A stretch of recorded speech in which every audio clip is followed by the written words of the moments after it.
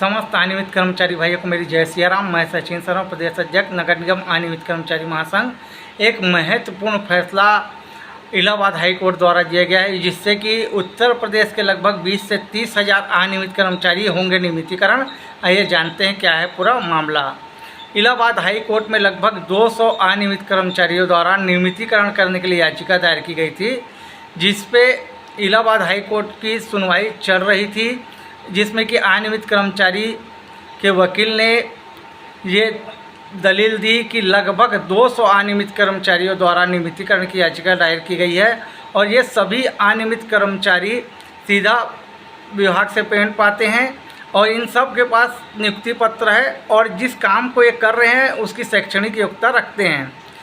और एक बहुत बड़ा उत्तर प्रदेश के लिए नियमितीकरण एक बहुत बड़ा मुद्दा बन चुका है।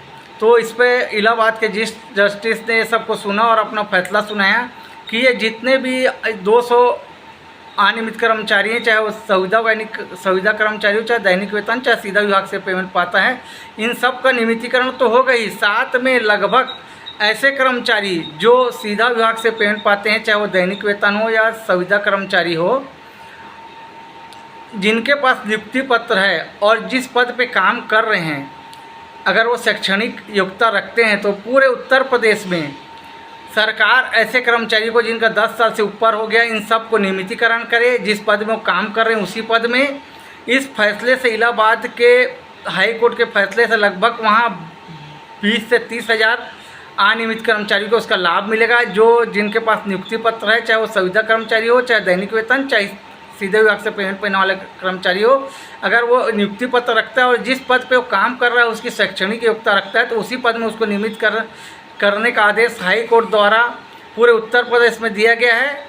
अब उत्तर प्रदेश सरकार इस बात को मान भी गई है और इसमें वो कमेटी बना के नियमितीकरण करने का फैसला भी ले चुकी है। अब जितने भी कर्मचारी वहाँ जो सीधा विभाग से पेमेंट पाते हैं, उनका नियमितीकरण करने की प्रक्रिया चालू हो रही है। मैं आपको ये भी बताना चाहूँगा, हाई कोर्ट ने ये भी बोला है कि एक मध्यम वर्गीय परिवार जो कर्मचारी है मध्यम वर्गीय परिवार से, वो हर कोई कर्मचारी आके हाई कोर्ट में केस नहीं लड़ सकता, क्योंकि हाई कोर्ट में केस लड़ने में बहुत पैसा लगता है। अगर उसका 10 वर्ष या 10 वर्ष से अधिक हो गया है तो सरकार को उसका नियमितीकरण करना चाहिए। ये अगर सरकार उसका नियमितीकरण नहीं करती तो उसके मौलिक अधिकारों का हनन है। इस पर सरकार ने हाई कोर्ट ने बहुत कड़ा रुख दिखाया सरकार को और ये भी आदेश दे दिया है कि जल्द से जल्द इन सब कर्मचारियों का जिनके पास नियुक्ति पत्र है और जो शैक्षणिक योग्यता रखते जिस पद पे काम कर रहे हो, जिनका 10 साल से अधिक हो गया है, 10 साल हो गया, ऐसे कर्मचारियों को तत्काल वहाँ कमेटी गठित करके नियमितीकरण किया जाए। धन्यवाद। मैं सचिन शर्मा, प्रदेश अध्यक्ष नगर निगम अनियमित कर्मचारी महासंघ।